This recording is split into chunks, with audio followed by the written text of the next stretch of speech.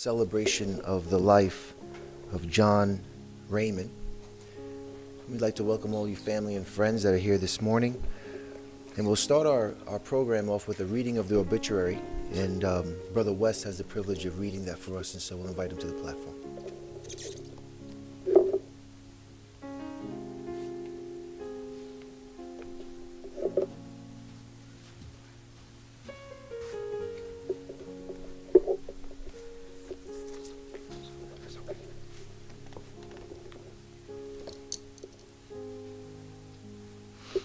Good morning, everyone.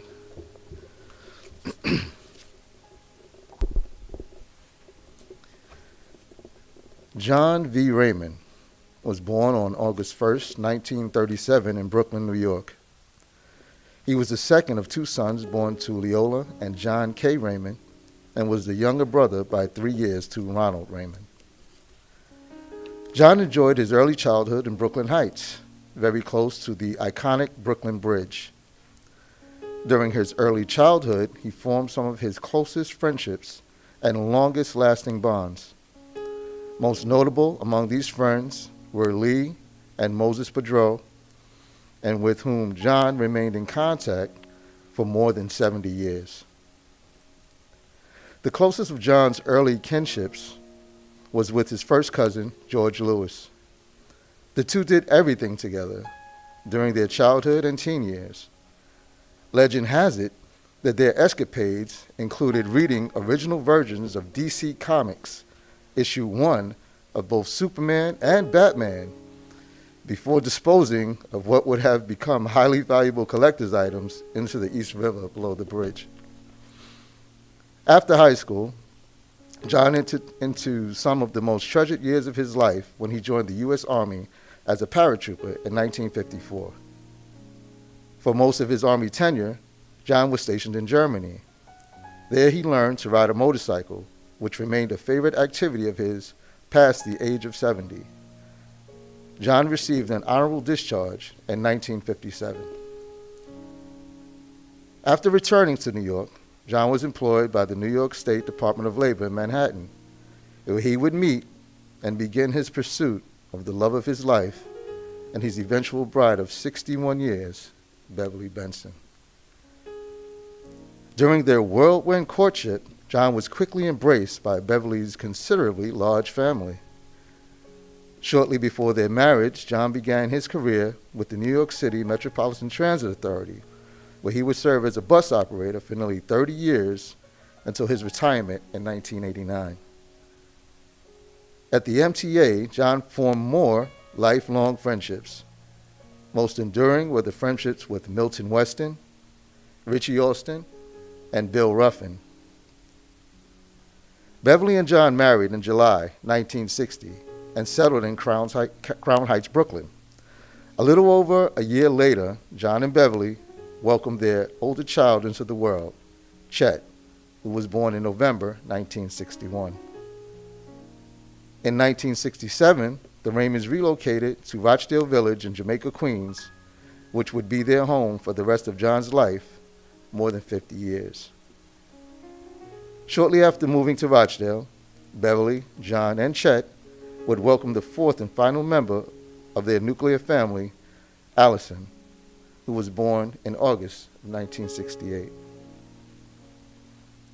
During the 1960s, John became an enthusiastic hobbyist. His hobbies varied over the decades. However, he engaged each one with a passion and determined competitiveness that would be his trademark. His first hobby was slot car racing. This was the one hobby for which both John and Chet shared a passion. John eventually became one of the dominant figures in the New York slot car scene. After briefly delving into radio-controlled model boats, the hobby quickly gave way to the one that would become his true passion, radio-controlled model airplanes. John became dedicated to the craft of constructing and flying model airplanes in exhibitions and competitions all over the Northeast U.S. His artistry with the aircraft, mostly World War II-era models, made him a center of attraction among kids in Rochdale. A few of the kids who showed serious interest were taken under John's wing, no pun intended, and shown the ropes. John also carved out time for boys who seemed to want his attention, particularly those whose fathers were not a consistent presence. John appeared to empathize with those given the absence of his own father. Eventually, John became president of Radio Control Society of Marine Park, a position he filled for several years. Eventually, John graduated from models to the real thing. In his case, motorcycles. During the 1980s, John rekindled the passion originally lit during his time in Germany. Honda Gold Wings were his vehicle of choice. For the first 20 plus years, John rode his bikes locally and all around the country, from coast to coast, north and south. As passionate as John was about his hobbies, family remained the center of his life.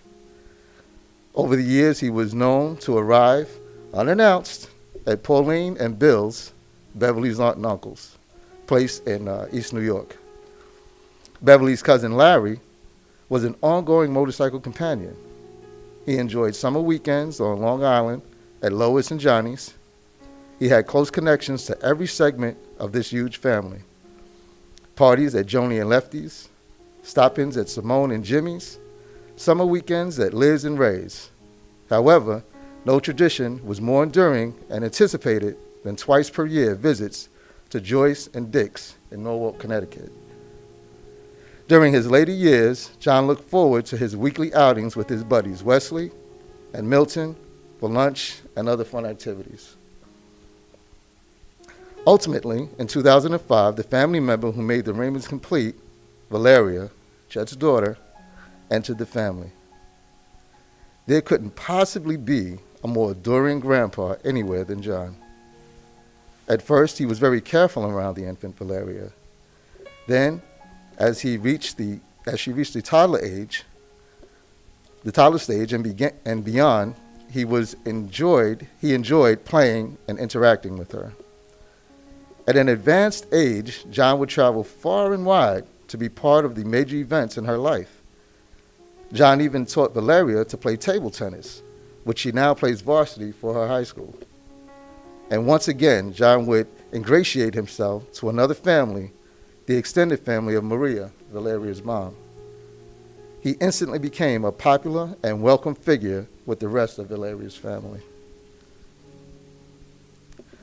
The sun set on the life of John Raymond on Saturday, December 11th, 2021, at age 84. John was preceded in death by his mother Leola, father John, brother Ronald, and cousin George. He leaves behind, to cherish his memory, his beloved wife, Beverly, his son Chet, his daughter Allison, his son-in-law and nightly dinner companion, Winston, his granddaughter Valeria, and pseudo little sister Lisa, and a host of family and friends.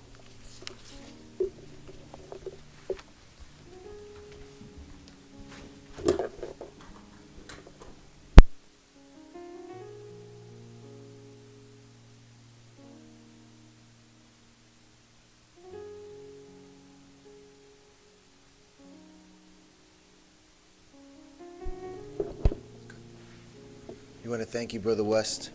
We can see from just the reading of the obituary how much impact John had on people, how much he impacted other people's lives.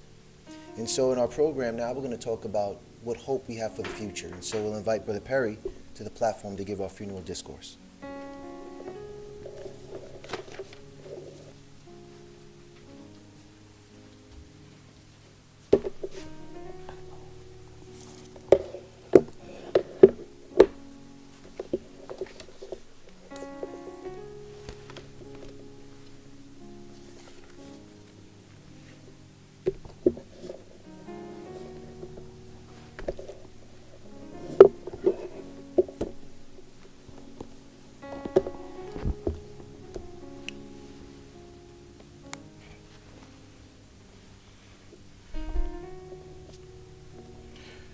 like to begin by, first of all, thanking everyone that's been able to come out and really comfort the Raymond Thompson family. We'd like to thank those who are watching via YouTube. We certainly appreciate your taking time out of your busy day to really share in the celebration of John Raymond's life. You know, at this time, we all need comfort. And we live in a very perilous time, and all of us need comfort at one time or another. It doesn't matter who we are, what stage, or what our status in life is. We all need comfort. But we especially need comfort at times like this when we lose such a dear loved one. And no doubt the Raymond family and the Thompson family is really feeling that at this time. So we extend our love to them, but we appreciate the fact that needing comfort and grieving over the loss of a loved one is not anything new. It's not something that just came about in the recent centuries or decades. In fact, it goes all the way back to human history, where persons grieved over the loss of loved ones. We think back, and we're not going to turn there now, but if you think back in the scriptures, there's an occasion or a couple of occasions where persons grieved, and back in Bible times, sometimes they would grieve for more than 30 days. Abraham, Jacob grieved. Abraham grieved over Sarah. Jacob grieved over the thought that he possibly lost his son Joseph. So grieving is something that is part of the human experience. When a person dies, we realize that that energy of that person is no longer with us, and it's really leaves a void or a gap in our own lives. There was a situation back in the first century with a man named Lazarus. Now, Lazarus was dearly beloved by his sisters, Martha and Mary. He had many friends, and one of his friends was an outstanding person. It was Jesus Christ. Well, they lost Lazarus to death, and you can imagine how that felt. Here's someone who they used to see on a day-to-day basis, they used to talk with, interact with, was no longer with them. Very interesting, that situation developed into something that would define history, because something happened in that scenario that gives the basis for you and I to have hope. In John, if you have a Bible, you might want to take a look at the book of John. Now, this is going to just serve as a prelude to something we're going to mention in just a short while, but we're just going to give you this little prelude before we touch on some other significant things. But in John, the 11th chapter, verse 23 through 26, there was an exchange between Martha and Jesus Christ. Now, to give you a little background, Martha and Mary had summoned Jesus Christ just a few days before this, and they were letting him know that your friend Lazarus is sick. He hadn't died yet, but he was sick. So what they told him is that, please come. Now, Jesus was more than 2 days away, and he told his disciples something that we're going to mention in a little bit, but he told his disciples something. He said, but we're going to travel to our dear friend Lazarus. Well, anyway, as it turned out, he got there 2 days, 3 days later. By that time, Lazarus had passed.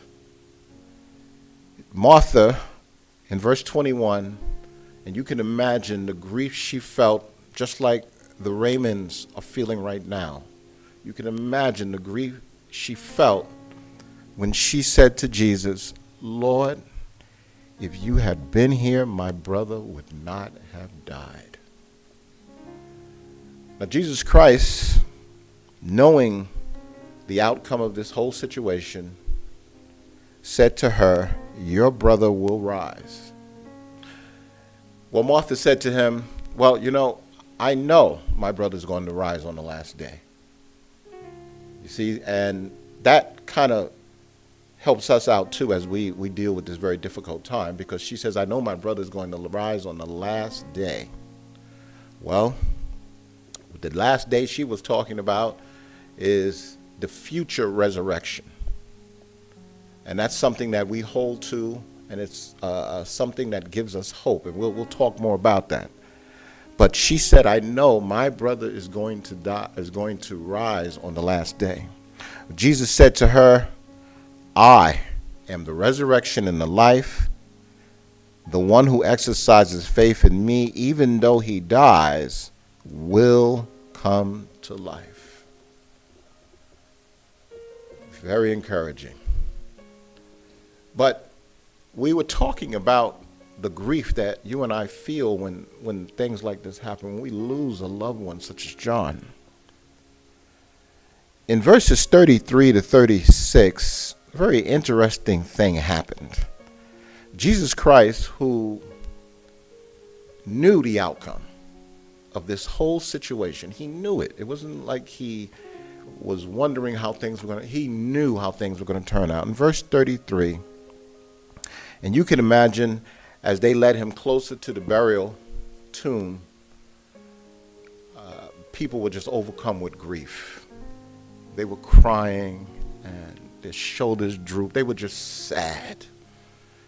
Mary was, when she saw Jesus, she just fell at his feet and she just cried and said the same thing that Martha said, if you had have been here, my brother would not have died. What did Jesus do?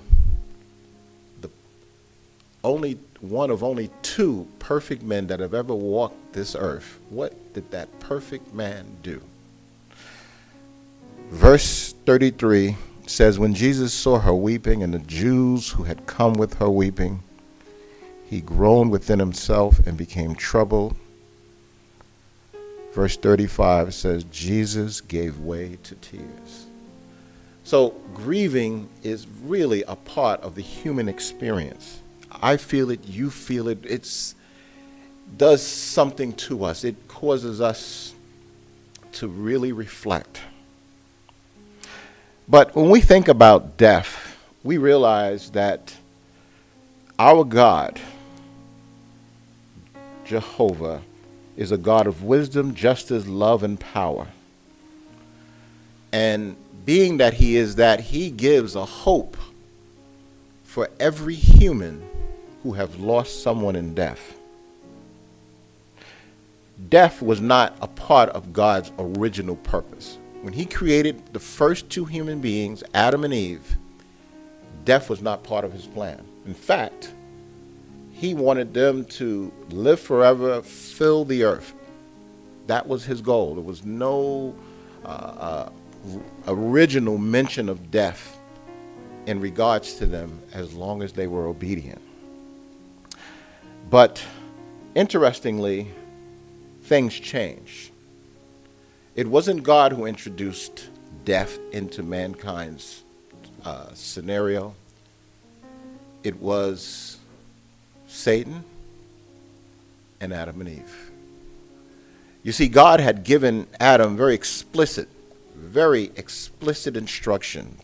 If you take a look in the book of Genesis, in Genesis, the 2nd chapter, verses 15 through 17, it says there that Jehovah God took the man and settled him in the Garden of Eden to cultivate it and take care of it. Jehovah God also gave this command to the man, from every tree of the garden you may eat to satisfaction, but as for the tree of knowledge of good and bad, you must not eat from it, for in the day you eat from it, you will certainly die. You see, God told them that everything is open to you. You can have whatever you want. But there was a caveat. It's one tree. One tree.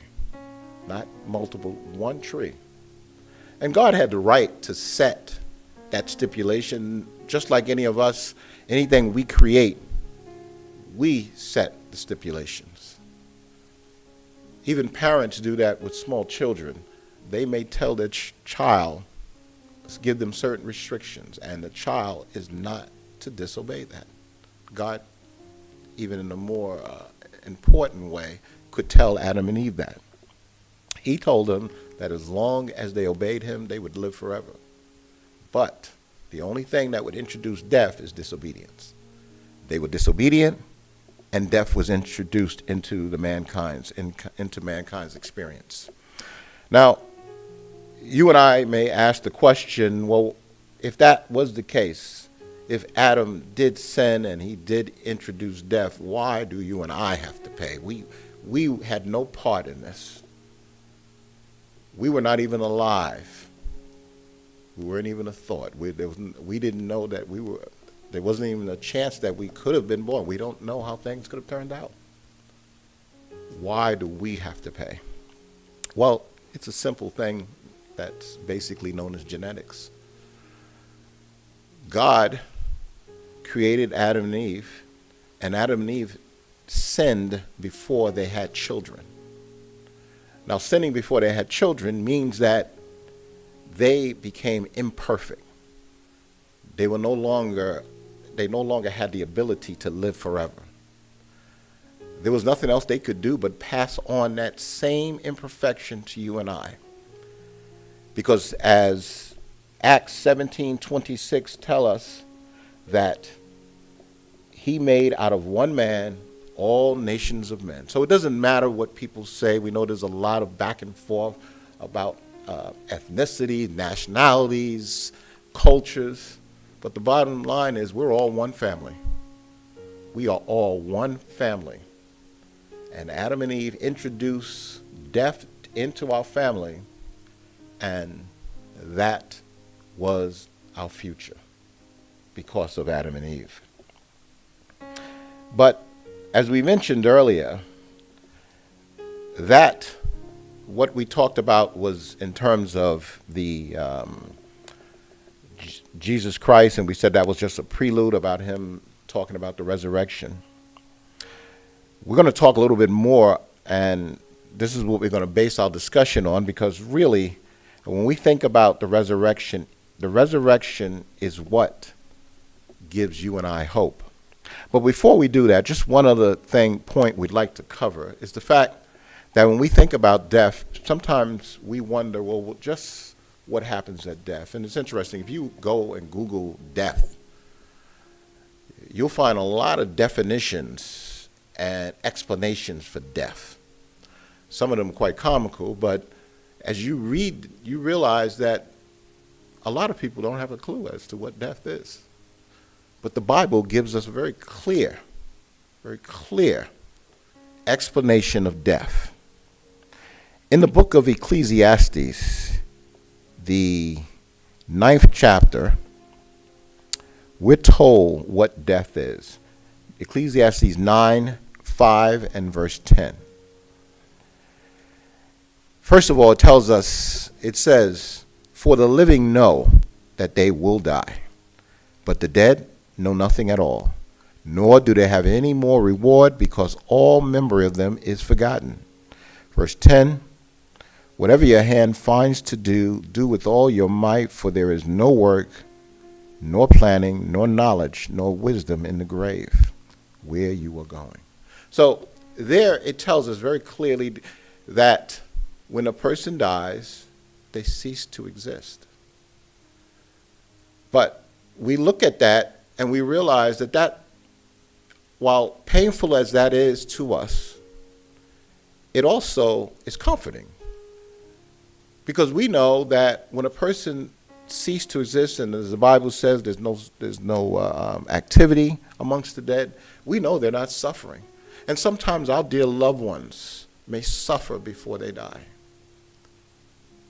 And it hurts us to go back and forth to the hospital and see them suffering. Sometimes they can't even verbalize, articulate how they're feeling. We think about times I know in speaking to Allison, we think about times with John how he was suffering at times. It's good to know that he's not suffering. While we hate to lose him, and it just tears at our heart to lose that man, we know that he's not suffering. We appreciate, too, when we think about, people often, as we said, have many ideas about death, but even words that we use give a very clear indication that death is no more than a sleep. In fact, if you read the early part of that John 11 that we mentioned, that we read a little earlier, if you read the earlier context from verse 1 forward, you'll find out that there are wording that Jesus Christ used. He's told his disciples, John is asleep, and I'm going to awaken him. So death is like a sleep. Even the word cemetery, the Greek word that is another word for cemetery, is place of sleep. So really, we understand that death is a situation where a person is in a sleep-like state and they can be awakened, which is what we're going to talk about. The Bible gives hope that millions who have lived will live again. The resurrection hope is made possible by Jesus' ransom.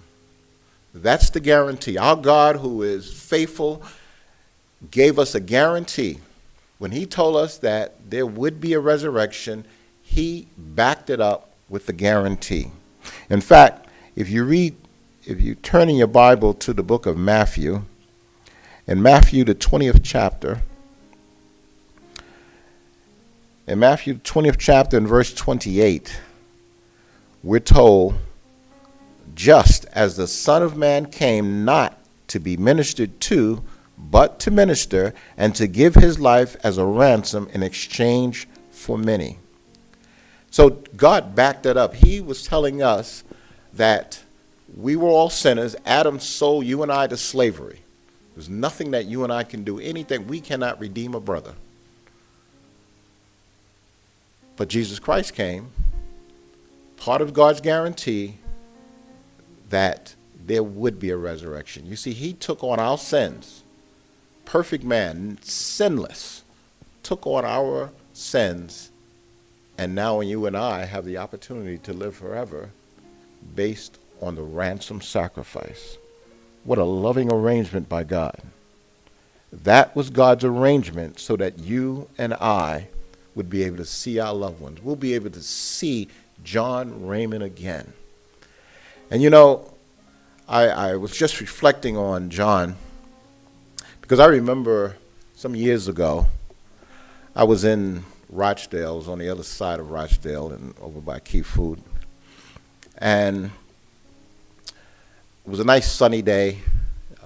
Sun was out bright, about 12 o'clock in the afternoon, 1 o'clock. And I'm sitting in my car. I'm getting ready to get out of the car. And it was just bustling with people, tons of people out just walking around. But as I looked, and I kind of scanned everybody before I got out of the car, I looked and I see this imposing, dignified figure walking. I knew that was John Raymond. John had a very distinct gait. And when he walked, you knew it was him. Well, as I sat there, I got out, and I eventually got out of the car, and I walked over to him, and I called him, and he turned around. He kind of spun around, as he does sometimes, and he had that beautiful smile, and he says, "Hey, buddy, how you doing?" That's the look that we're looking to see, and that we're going to see very soon. That's the John Raymond that you and I know so well. That's the love of Beverly's life. That's the man that she looks forward to welcoming back. Jehovah God has promised that is going to be the outcome. With that thought in mind, we ask, how can you and I benefit from being here today? This is a very difficult time for us to be here, and it hurts our hearts. How can we benefit from being here? Well, there is a benefit. First of all, a funeral or memorial service, whichever it is, reminds us of the brevity of life and the uncertainty of life. On this earth, there were two men that outstandingly were the wisest men that ever walked this earth. One we talked about earlier is Jesus Christ. In fact, no one even came close to the wisdom that Jesus Christ displayed. Very wise man. He was just like his father. But another wise man who was not close to him in terms of wisdom, but he was one of the wisest, probably the second wisest man that ever walked this earth, was Solomon. Now we mention him because Solomon mentioned of an immutable truth. And that immutable truth is in that same book of Ecclesiastes that we referred to earlier. He said that the swift don't necessarily have the race. The mighty do not necessarily win the battle. The wise don't always have the food. Intelligent ones don't always have the riches. And we can add to that list that the healthy do not always stay alive. That's an immutable truth. But then after he gave us that immutable truth, he finished off that statement by telling us why. He said, because time and unexpected events overtake all of them. Yes, we could be healthy today, but tomorrow we could be here mourning the loss of someone who was very healthy. That's life. As unfortunate as it is, that's part of the human experience that you and I have come to know all too well. And that's why being here today causes us to reflect. It allows us to think about what we are doing with our lives. Are we trying to become reconciled to God, become God's friend? Are we doing all we can to make sure that we are friendly and we show love to one another? The resurrection hope provides an incentive for us to learn and to do God's will. And we should use this occasion today and the days ahead to reflect on that. But not only that, also to comfort Beverly, Chet, Allison, Winston, the family, Valeria. We want to give them our love, let them know, reassure them. You see, it's not just today they're going to feel bad. They're going to think about this a day, a week, a year from now, and we're going to be there for them. It's an interesting thing about death. I tell people this all the time, that when you lose someone that you really love, it doesn't matter how much time passes. My own mother has been dead way over 50 years, and there's not a week that goes by that I don't think about her. So it's something that stays with us. But we recognize that as long as we have one another, we can comfort one another. We can let them know that I'm here for you and really do things that will benefit them.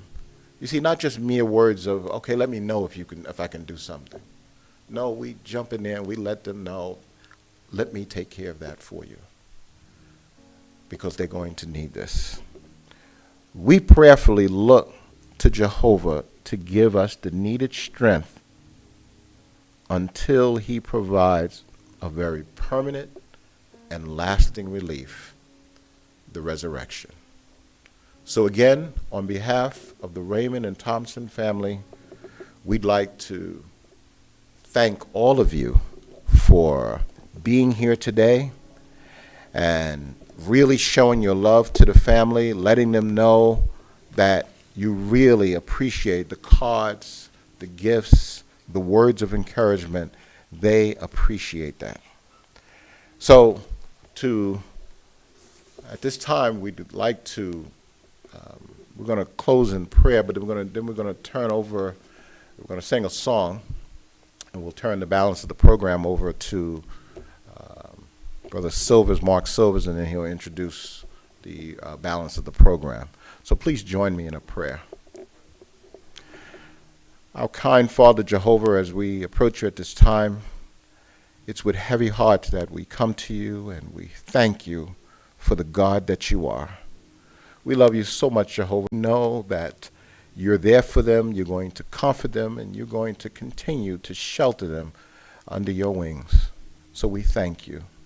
May we too support them, give them the encouragement they need, show them the love.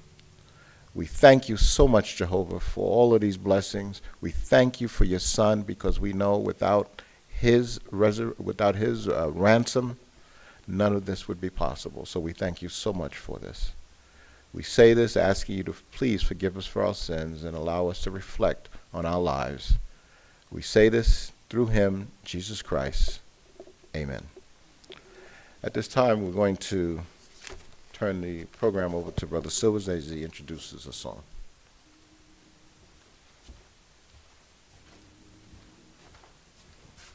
I want to thank Brother Perry for that faith-strengthening discourse.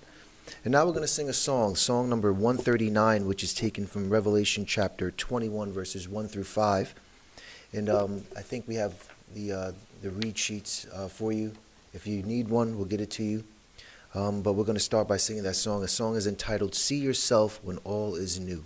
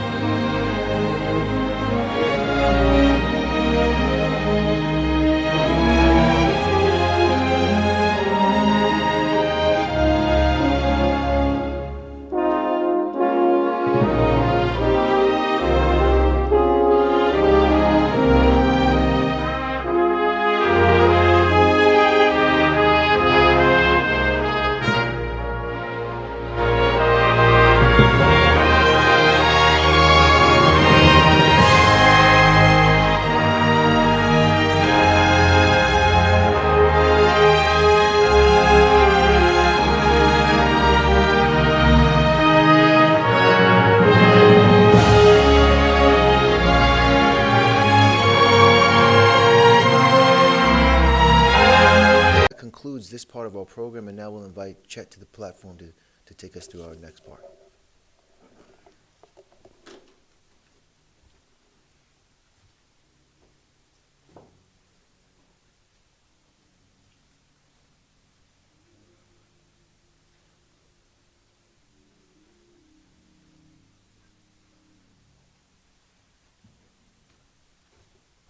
So for this segment, we're going to start with a selection in memory of my dad, and then his granddaughter Valeria will come up with her words of tribute. But first, this song.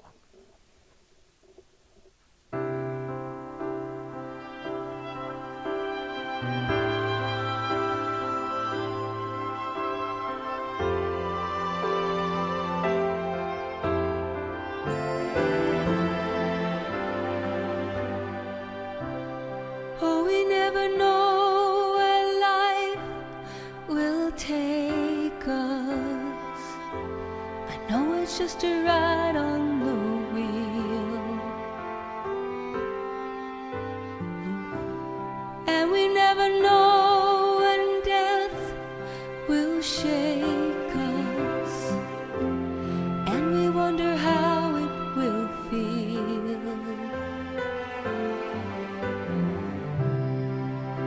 So goodbye, my friend.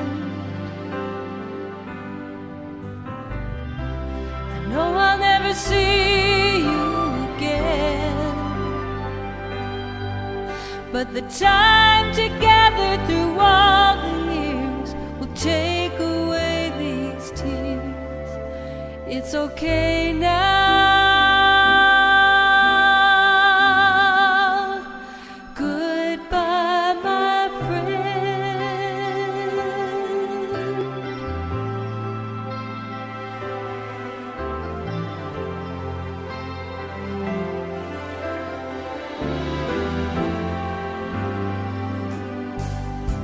I see a lot of things that make me crazy, and I guess I held on to you.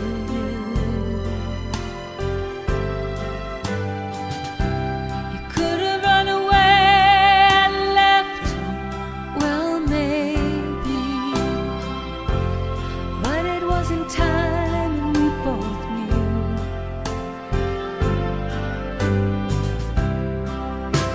So goodbye, my friend. I know I'll never see you again, but the love you gave me through all the years will take away these tears. I'm okay now.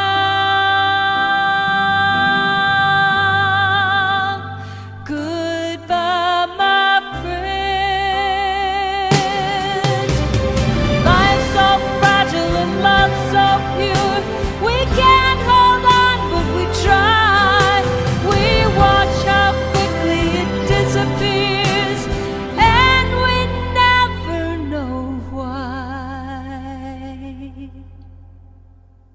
But I'm okay now.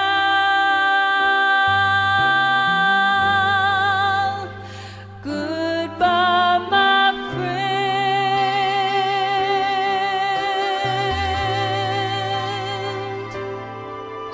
You can go now.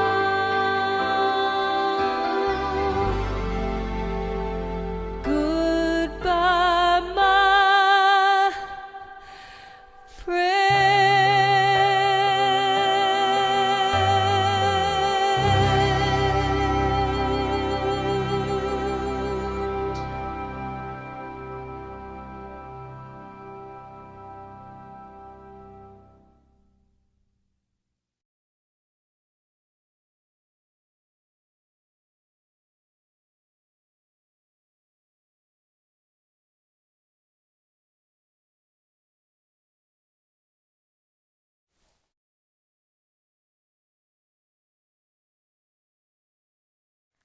Morning, everybody.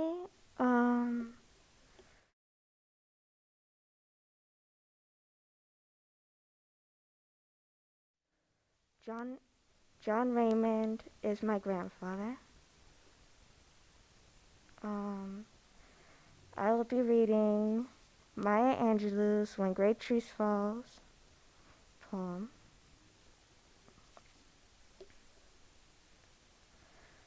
When great trees fall, rocks on distant hills shudder, lions hunker down in tall grasses, and even elephants lumber after safety. When great trees fall in forests, small things recoil into silence, their senses eroded beyond fear. When great souls die, the air around us becomes light, rare, sterile. We breathe briefly, our eyes briefly see with a hurtful clarity. Our memory suddenly sharpened, examines, gnaws on kind words unsaid, promised walks never taken. Great souls die, and our reality bound to them takes leave of us. Ourselves depended upon their nurture, now shrink, wizened. Our minds formed and informed by their radiance fall away. We are not so much maddened as reduced to the unutterable ignorance of dark cold caves. And when great souls die, after a period peace blooms, slowly and always irregularly. Spaces fill with a kind of soothing electric vibration, our senses restored, never to be the same, whisper to us. They existed. We can be, and be better, for they existed.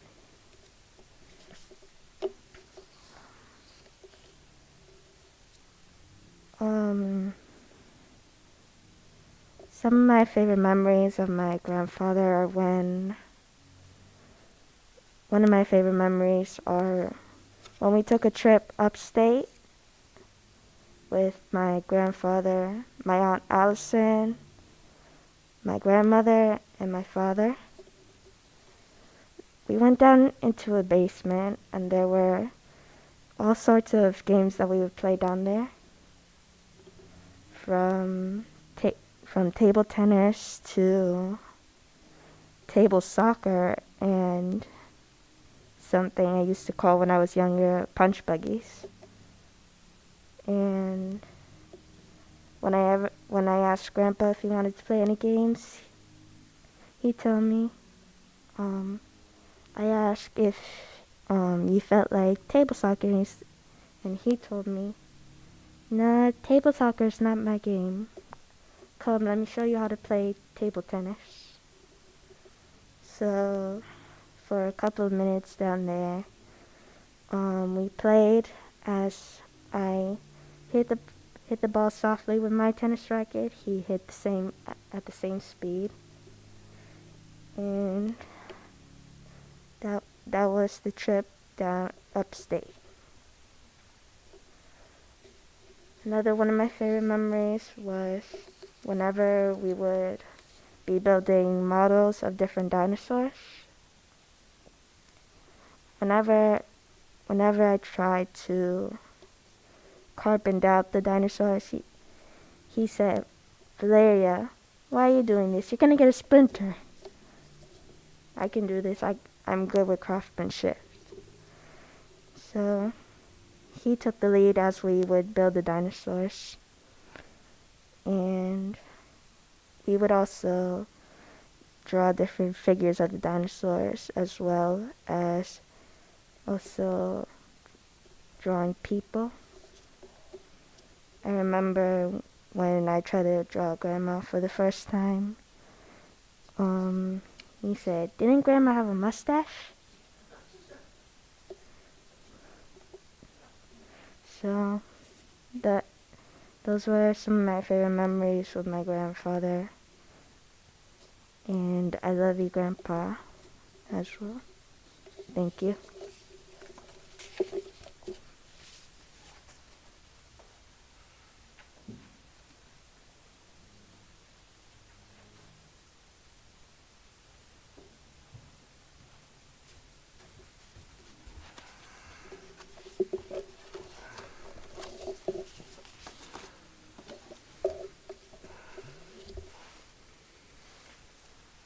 Good morning, everyone. My name's Chet. John is my father. And I want to take the next few minutes to brag on my dad. He's a man of a humble background and not great notoriety in many ways. So I want to take a few minutes to speak up for him. And during the viewing hour, I was talking to Kevin and Lisa and mentioning it was hard to figure out what theme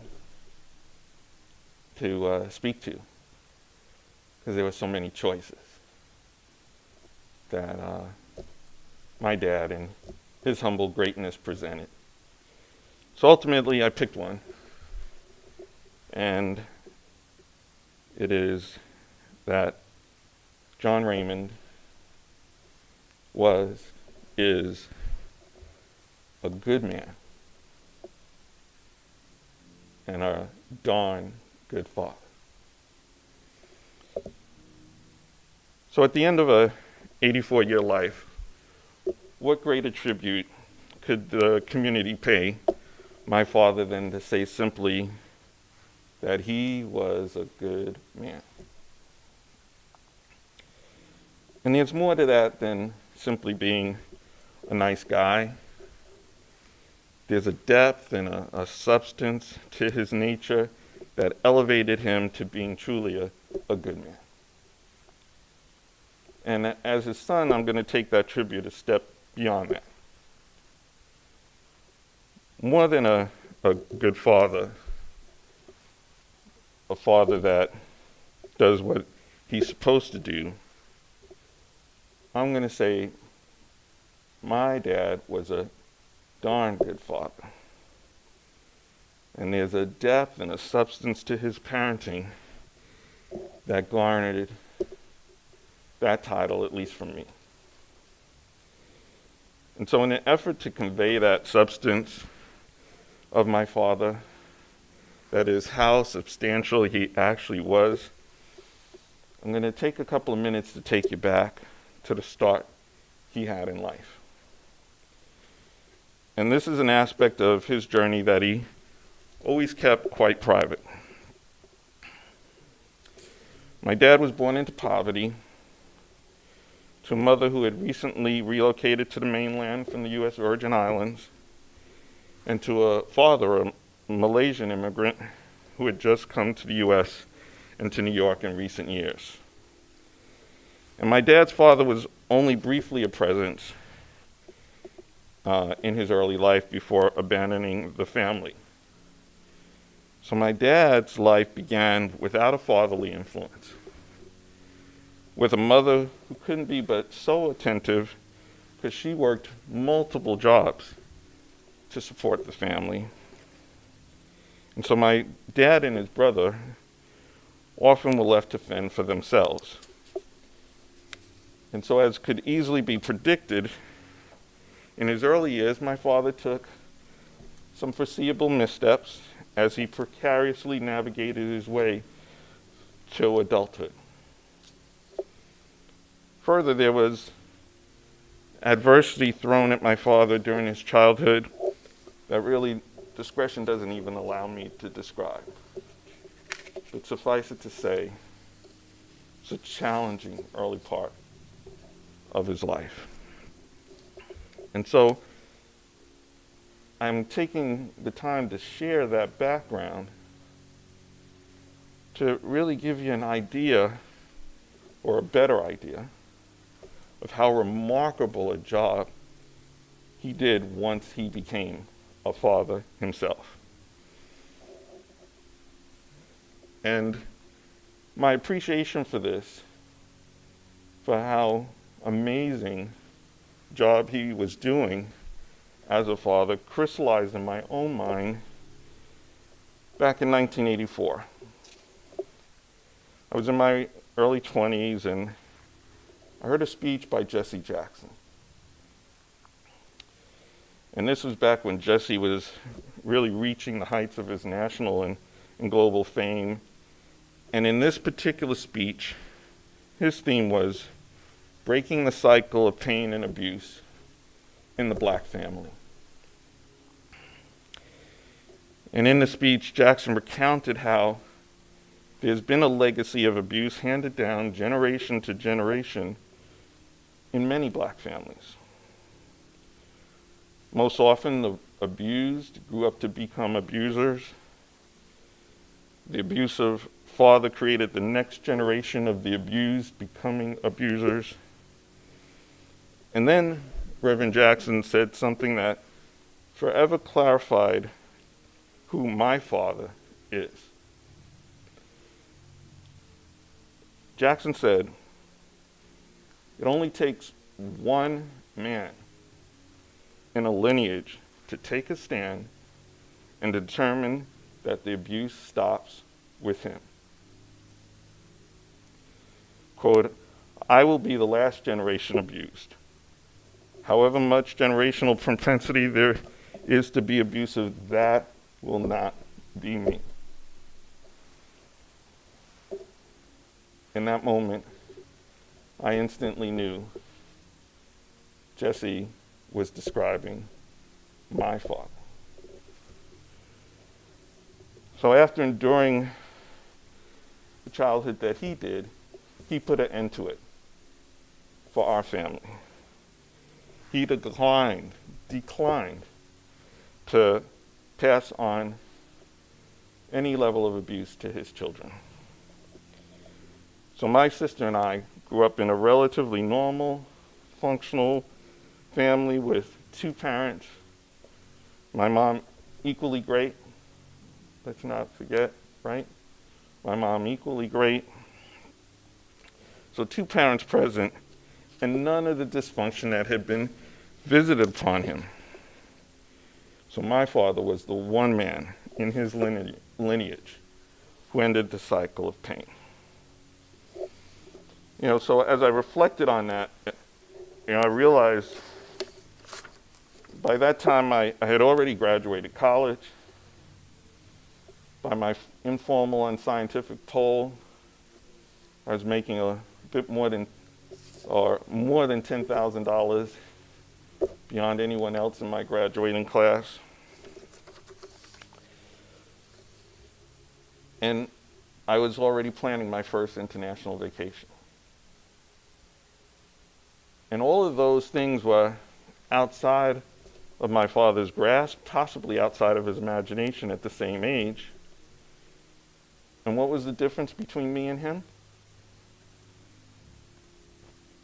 I had the benefit of having had a darn good father. A benefit that he didn't have. So as I've had time to think over the past week, our first without him in a living form, his absence has helped clarify the ways in which I benefited from his presence in my life. So I'm going to tell the truth. Because of my dad and his presence and influence, I realized that I've always had a sense of confidence. From a young kid to now. And why? Because I had a father who had my back. Whether it was dealing with the normal things of growing up and who's going to bully who and who's going to pick on who. 6'2", 225, 230, at 33 years of age, fast as fast could be. No one's going to pick on me in the neighborhood. Actually, they did one time. Freddie and I were talking about it right before a session today, and my dad came on a gallop, having seen me taking the worst of it from the 13th floor terrace. And by the time he finished counseling that person in a not so gentle way, I had the confidence to be around the big kids after that. But my father also had gentle ways in which he impacted my confidence. And I'll tell a quick story and how that occurred. I had pretty much always been a good student. And then out of nowhere, in the 9th grade, I failed my first class ever. And I got my report card in homeroom. I had never seen a grade written in red before. And the fear, terror, I was mortified to go home and give him this report card. Didn't want to face, as a 12-year-old, the discipline that would result from that. So when I finally went home, and one of my old friends had to encourage me to actually go home, so I was taking my time at the ball field, but the sun had set, it was time to go. When I finally got home and presented him the report card, worried about what was in it for me, he looked at me, my dad, with this expression of bewilderment and concern. And he said, "Do you need us to get you some help?" He wasn't angry. He wasn't going to punish me. He was worried. He's concerned about me. And so he had my back. I never worried ever again about failing. It's just not a concern, because I knew he had my back. So my father was a darn good father. But I'll take just a couple more moments to share how I've come to recognize more and more in recent years than ever before what a good man he is. When he was younger and when I was a kid, as Haywood shared in the obituary, he flew these model airplanes, built them and flew them, and it made him the hit of the neighborhood, or at least our area of Rochdale. And so he attracted lots of kids and teens, and more than once, more than a couple of times, he took a young man or a teen under his wing, shared the hobby with him, but more than that, he shared a solid male influence with them. And more often than not, the ones he would take under his wing were the ones who didn't have a strong fatherly influence in their lives. And I can look back now and recognize he related to them. And so he's willing to share himself. And then when he got the age of retirement and post-retirement, he couldn't be helpful enough to me and to others. And everywhere he went, he made friends. And I can't even count the number of times when someone that I barely knew, whether it was a neighbor or what have you, would come and tell me that they met my father and how impressed they were with his kindness and generosity.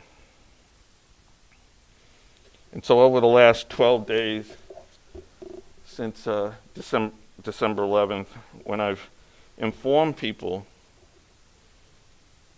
of his passing, even those who had only interacted with him a handful of times. I could see the pain in their faces and the sadness in their words. People who maybe only interacted with him a few times.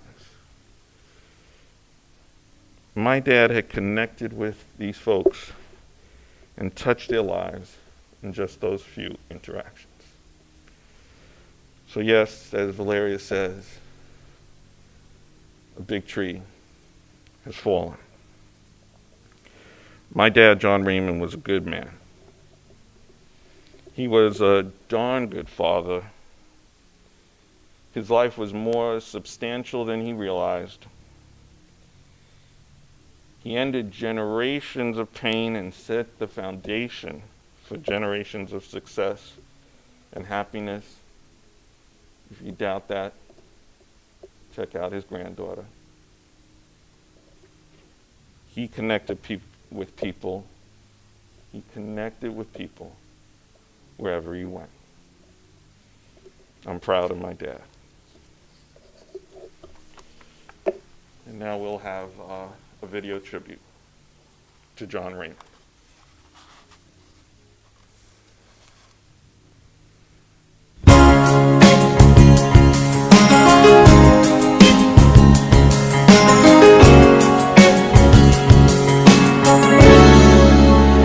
Now and forever, you are a part of me, and the memory cuts like a knife.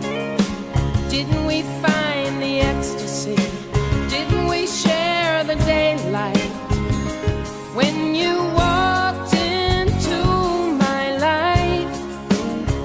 Now and forever, I'll remember all the promises still unbroken, and think about all the words between us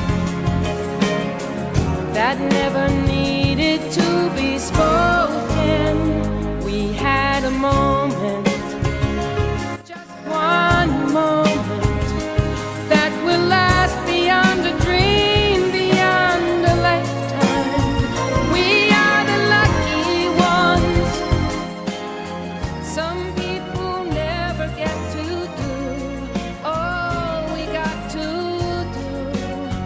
Now and forever, I will always think of you.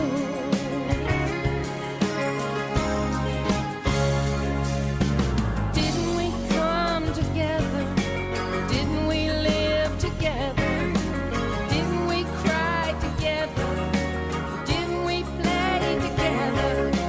Didn't we love together? And together we lit up the world. I miss the tears, I miss the laughter, I miss the day we met and all that followed after. Sometimes I wish I could always be with you, the way we used to do. Oh, now and forever, I will always think of you. Now and forever, I will always be with you.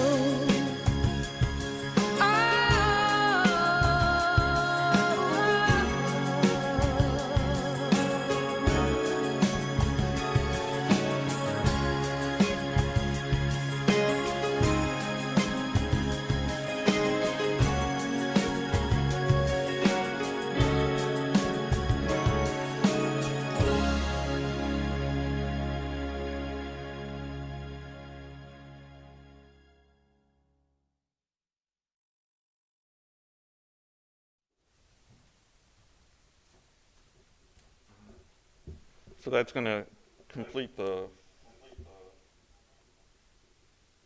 That's going to complete the formal part of the services. Just a couple of announcements that I'd like to make.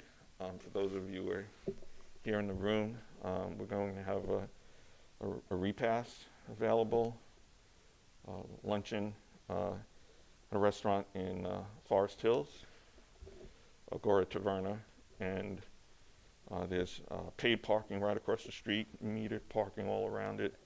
For those of you who are interested in attending the repast, which will be directly after this, please see Hayward West.